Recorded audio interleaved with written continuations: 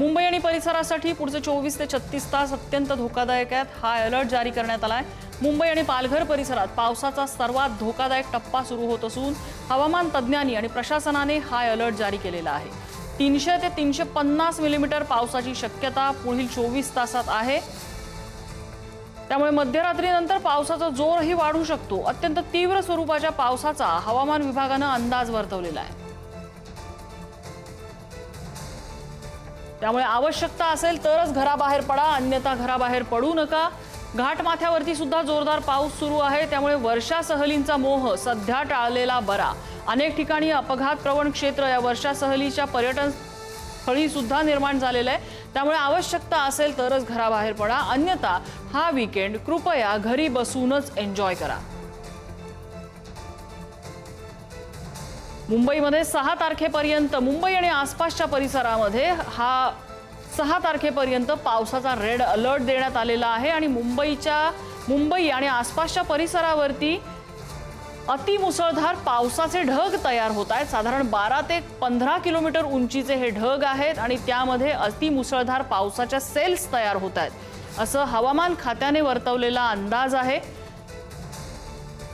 हवामान तज्ञ ऋषिकेश आग्रे आपल्या सोबत आहेत। ऋषिकेश, हा जो अलर्ट दिलेला आहे हवामान खात्याने, कसं त्याचं विश्लेषण करता येईल?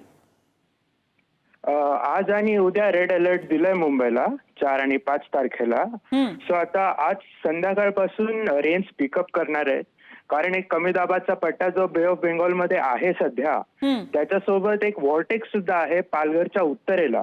हे दोन्हीमुळे मॉइश्चर पूल असं होणार आहे की सगळा पूर्ण पाऊस जो पडायला हवा तो एकदम मुंबईलाच पडणार आहे आणि हा स्ट्रीक चालू राहणार आहे आज रात्रीपासून उद्या संध्याकाळपर्यंत। साधारण 300 मिलीमीटर पाऊस पडू शकतो असा एक अंदाज तुमचा आहे। कशाच्या आधारे आपण हा अंदाज वर्तवला आहे? ते आज संध्याकाळपासून कॅल्क्युलेट होईल। उद्या संध्याकाळपर्यंत ऍटलिस्ट मी तरी पर्सनली 250 ते 300 मिलीमीटर गेस करत आहे। काही आयसोलेटेड पार्ट्स मध्ये 350 सुद्धा होऊ शकेल, जे की खूप जास्त पाऊस आहे। ऍक्च्युली इतका पाऊस कुठल्या सिटी बिअर करू शकत नाही, बट इव्हेंच्युअली आता ती तशी परिस्थिती आली आहे की सगळे parameters up to the mark आहेत आणि एक्स्ट्रीम हेवी रेन्स आता दिसणार आहेत येत्या 24 ते 36 तासात। हवामान खात्याचं जे रडार इमेजिंग आहे तर त्याच्यामध्ये एक्स्ट्रीम रेड किंवा पिंक कलरचे डॉट्स दिसत आहेत आपल्याला मुंबई आणि आसपासच्या परिसरावरती। हे किती गंभीर मानायचं? ते रेन बँडची इंटेन्सिटी डिनोट करतात। सहसा आजकालच्या स्पीड मध्ये जर बघितलं आज, तर त्याची स्पीड 70 ते 80 मिलीमीटर प्रति तास अशी गती होती, जे की खूप जास्त आहे।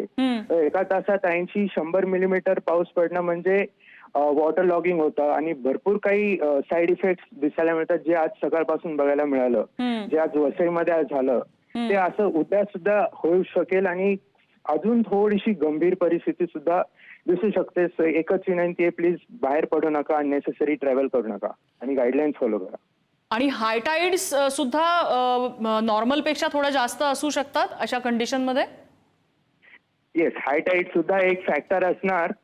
आज दुपारी जे होतं 2:30-3 वाजता होता आजचा हाय टाइड, काल पण 1-1.5 वाजता, सो तो पण एक इफेक्ट दिसणार। आजची जवळपास 4.5 मीटरची हाय टाइड होती।